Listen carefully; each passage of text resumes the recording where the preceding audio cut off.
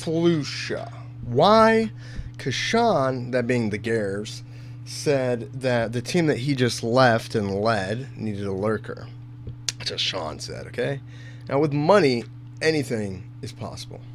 Anything is possible, but not probable. And that's what I want to talk about. The difference between possible and probable when we're talking about who the fuck could come into Cloud9 and be that fifth that would work best for them. And I'm not trying to predict who they would get, because I'm not in the prediction business, okay? I'm saying who would be the best fit for Cloud9. Flucia would be probably the best fit for Cloud9. Flucia would be perfect. He'd call, he'd lurk, he'd be a fucking beast. Now, if you get a player who could play like Flucia, that would be awesome too. Good luck with that. Now, beyond the Flushy Flush, Mr. Flucia, you know who's a really good player for them, or who would be a really good player for them, is a guy named, what's his name? Oh yeah, NBK. NBK would be awesome for Cloud9. Get Right would be good too. But see, that's what I'm talking about. Is it probable that Get Right goes to Cloud9? I don't think it is. I don't think it's any more... I mean, it is more probable than Flucia or fucking NBK. By that matter, like, coldzera would also be... coldzera is even probably more probable, because there's so many fucking moving parts of mechanics and whatnot. But the real moving parts that I would like to address, other than, like, the contractual moving parts and, like, the, oh, well, you know, I've made a home here in fucking Sweden. I have all my friends, all my family here. Do I really want to uproot all of that and come and live and work in America? Sure, players have done it before, but they didn't have as much... It was like players that really were searching for something, that were like, you know, there's this team and there's this team and I can't really find my place, and maybe if I go to America I can have a good opportunity and I could really do something and be different. Whereas if there's less desperation involved to leave, you know, you have teams that are less likely to leave in that case. So, I mean, if you look at, like, players in the past 3 months on LAN, you know who looks real good is Snax. Snax looks real good. Snax would be awesome for Cloud9, right? All right. So Snax isn't a real he isn't a real deal, dude. He isn't a real deal, dog. So we could look at oh yeah. This is pretty sick. I gotta testify. Come up in the spot looking extra fly. For the day I die. And that's what Cloud9 needs. They need a guy who's coming into the spot looking extra fly, all right? They need somebody who's able to come in and just do that for them. You know, they need a guy like Snaxy Pants over here, all right, to come in for them. So people look at like Kusta and they're like, oh, well, Kusta's good. He's got the 1.6 HLTV rating. All right, well, you got to take that into context. Look at who he's getting some of the best Nexus, you know, Premier teams. Who's he getting some of the highest ratings that are really putting up that rating to a different level? I'm not saying he's not doing well also against international talent. Like, look at that against Renegade. It's pretty good. But I'm just saying that the number as a value, the number as a number value is a little bit skewed when you're taking into account you know, that his highest HLTV ratings are against premier teams and main teams at lands like Fragadelphia and stuff. But if you're looking at North America and you're looking at who could come in for Sean, really the most important thing is you got to look at what Sean was saying. You got to look at the team, and that's what I'm going to go into right now, real quickly. Okay, so Team Cloud9. What do they have? And when you talk about team, or you talk about the makeup of a team, and I wanted to get into this, and I think I've touched on it before, and so have other people, where they're talking about like the balance of the team. So the idea of the balance of a team is that you'll have a balance in terms of aggression and passivity. It's really bad if you have like a team with like 4 very passive players and 1 very aggressive player, because what teamwork really comes down to in CS a lot is working at almost forced tempos, working at having the right synergy, having the right tempo, working together, being able to work together at the right times and whatnot, just in your very core, your very nature as Counter-Strike players. So with that being considered, like if you look at like if you look at Cloud9, you'll see that they have an aggressive rifler in Freakazoid, okay, an aggressive rifler in Jordan, nothing Gilbert. What makes Jordan an aggressive rifler, even though he's a lurker, is the risks he takes. So you look at the risks that people take and how fast they might want to work, and that's how you can try to find them in the spectrum of aggressive rifler to passive rifler or whatnot. Now, by that very concept, I'd actually say that Shroud, like, okay, you could also have switch players. So the guys that everybody's really wowed with, actually, like Snacks, you could say is a switch. Guardian, you could say is a switch. He could be an aggressive opper. He could be a very passive opper.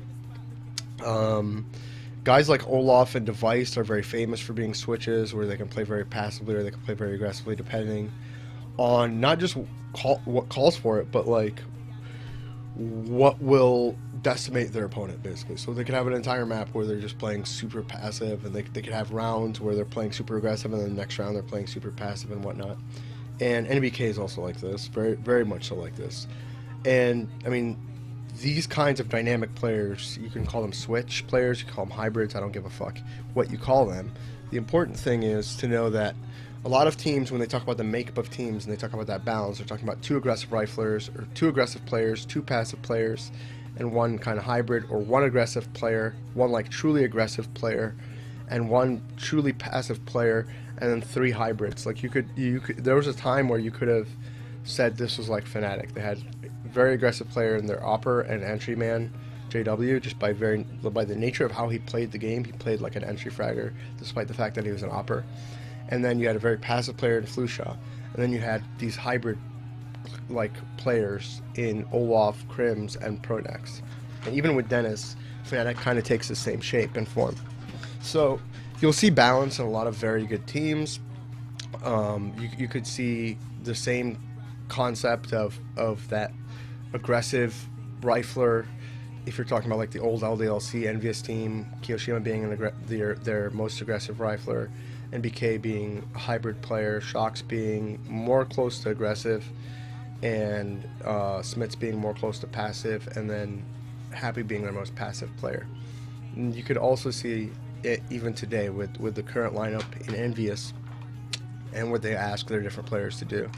But if you look at Cloud9, I mean, and you look at what Sean said they need a lurker. Okay, if they do need a lurker in North America, the best guy that they could grab is probably Automatic, because I mean, I think he had like 92 ADR for last season in ESEA, if that's meaningful. So he led ESEA in I think he was actually second in ADR for Invite. He was second in Invite for ADR this last season. And it's really more or less the plays that he makes. When he went to LAN, RGN LAN, and iBuyPower LAN, he didn't do terribly bad. He was like usually the second or best player there. He did really well at ESEA LAN, the first LAN that got him noticed. When he was with Nylon, when he was like Sansington and Automatic and Professor Chaos and Valens were all on that Nylon team. So, I mean, Automatic would probably be the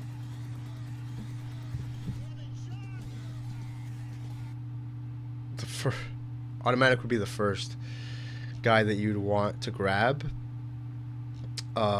Beyond that, you probably have the whole concept of what if Shroud could reinvent himself as a lurker. Shroud lurked with Monezuma, the Monezuma lineup, but he didn't want to lurk anymore. So, I mean, if Cloud9 got a true lurker, then this would allow Nothing, who he's made his entire, like, some of his best work has been as an entry fragger, has been as an aggressive rifler in 1.6 or whatnot. So now Nothing could work in tandem with Freakazoid, and they could both kind of like take risks together, and they could both be very good at that. I legitimately don't feel like that's something Shroud's good at. I legitimately don't feel like T-Side that it is something that Shroud is good at. I legitimately feel like Shroud is kind of like a player that the more restrictions you put on him, the worse he does. Like, Shroud's the kind of guy, honestly, where you just want him, you just kind of want to be like, okay, just pug it, dude. You can just pug it and kind of do what you want. And I think if you could kind of know the spots and have the patience and realize what lurkers do at the very top level, like dedicated lurkers, like where they go and when they move and their timing and everything. If he could sit down and watch tons and tons of like lurking demos and just say, you know what, I'm going to commit myself to lurking, he could actually be a really good lurker for Cloud9. If not, and they do get some other lurker, you could still just have Shroud kind of like do what he wants to do at his own pace, and Freakazoid and nothing could go off together, and your lurker could lurk, and Ska, you could have him opping around the map and whatnot, so that would work really well. So Cloud9 kind of has, I think, in an issue of like, either A, they could just pick up the best player they can, or B, they could say, okay, we need somebody to lurk for us. Let's get a lurker. And personally, I think they should grab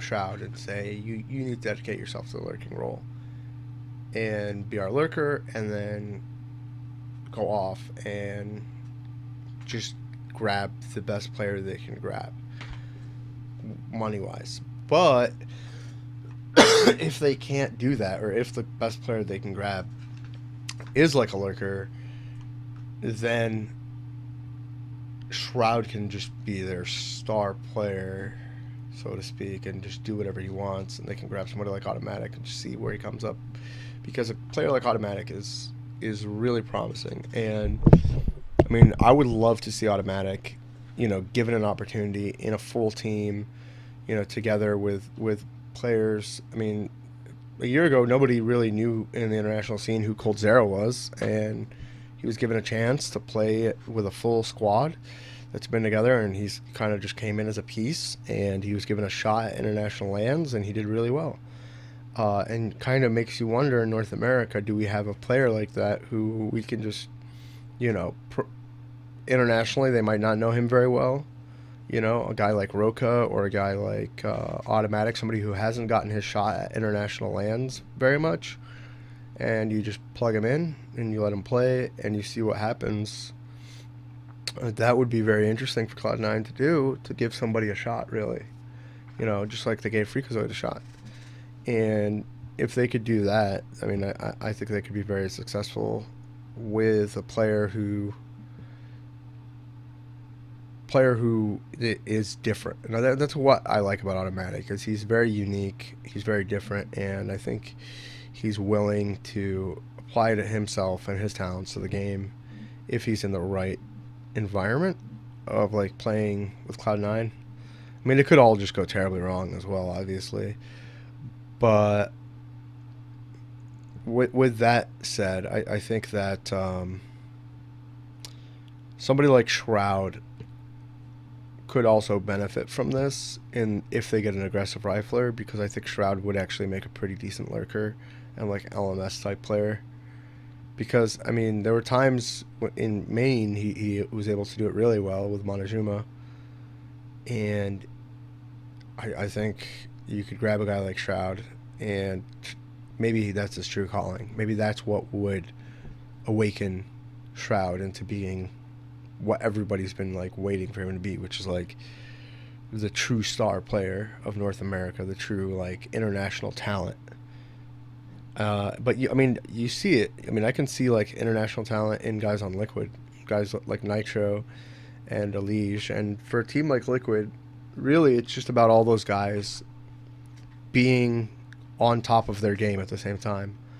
Like, there was a time where Fugly was on top of his game and Elige and Nitro kind of weren't, and there was a time where Hiko was on top of his game and the other guys kind of weren't, and then there was a time now that's like Nitro and Elige are just hitting everything. So if that team could just hit on all cylinders, they could actually be a very, very powerful team. I think that a team like Complexity losing Valens, or Valens stepping down or whatever, if Automatic were to also leave Complexity, it would probably mean that other players like Professor Chaos or Stewie would get called up to a team like Complexity. And I don't think that it's honestly a matter of, because I think Winter Fox's lineup might be solidified. I'm not sure, but it might be. And I think that Liquid's going to stick together. I think Liquid's going to value sticking together, and I think that's actually a good choice, because like I said about Liquid, it's all just a matter of them all, like, all the cylinders firing at once. As for Cloud9, really, what they need more than anything is either Shroud to dedicate himself to the lurking role, and that to awaken Shroud, and then they just get like another aggressive rifler like Roka or Taric, or and Taric would do wonders, by the way, for like Cloud9's like marketing department. Cloud9 loves to have big streamers and big personalities, so Taric to Cloud9 would and Shroud as a lurker would, like, I'm sure everybody on Cloud9 would really, or everybody in the business side of Cloud9 would really like that. And that, I mean, that would open things up. I think a guy like Cutler would actually be really good for Cloud9. I mean, before he started calling, before CLG shook up all the roles, when they had people, where they basically had like, okay, PTR is going to op, or JDM is going to op, and Taric's like gonna basically trade frag no matter what, and then based on maps, either Finesse would be entry fragging, or Hayes would be entry fragging, or sometimes Cutler would be entry fragging, or Cutler would be lurking, or Hayes would be lurking, or depending on which map, the setup that they had. I think like that was something where we got to see Cutler really shine. We got to see Cutler really shine as like an LMS type player. We got to see him really shine as like a solid trade fragger as well, as like a support player who would trade frag. We got to see Cutler shine in sometimes even in the entry role when he wasn't calling, where he'd get like an entry frag and then he'd fall back while his other teammates are pushing up, and all of a sudden then it's Cutler who's like in a 2v2 with somebody else, and Cutler gets like 2 clutch frags at the end of the round and clutches out the round after opening it up. So this is what made Cutler really stand out to me, was that he was able to do that. And I think Cutler could actually bring a lot to Cloud9. I would like to see Cutler actually come in as a caller though for Cloud9, with Jordan and him like calling. I mean, he could be a very stabilizing force to Cloud9. So Taric's in a bit of a slump right now, it seems, but when Taric was hitting on all cylinders, he was statistically the best player in North America, just for like 2014 and for 2015. And he was a very like new talent. For 2014, I think, was like his first year where he was going to LANs and he was getting an HLT rating and whatnot. So a guy like Taric going to Cloud9 makes sense for some reasons. A guy like Roka going to Cloud9 makes sense for some reasons. A guy like Automatic going to Cloud9 makes the most sense. It seems to be the best fit, where the least amount of parts need to move around. But the only thing that I like about an aggressive rifler like Roka or Taric, or even Nitro, even though I don't think that would be good for Liquid or for the scene as a whole, going to Cloud9, is that I really want to try the experiment of Shroud just full-time dedicated lurking. Like Shroud just sitting there with like his fucking girlfriend and just like fucking watching like 30 hours of Flucia demos or something, and just like fucking going demo after demo after fucking demo after demo after demo after demo, or something like that. I don't know. And just like breaking them down one after the other, just doing some hardcore like demo review. That I would be interested to see the results of, if that would make Shroud just like a sick player or something, and if he could be comfortable doing it. Because I think ultimately, like, he, in his mind, in his head, I think he's perfectly comfortable, like, and okay with making a passive play, knowing his teammates are dying, and it doesn't like itch at his skin or anything. And he has like he has a lot of patience. He has a lot of patience and has a lot of discipline, and I think those are qualities that make for somebody to be like a really good lurker. Not only that, but I also think like he notices patterns really well. So I think just naturally he might actually make a really good lurker.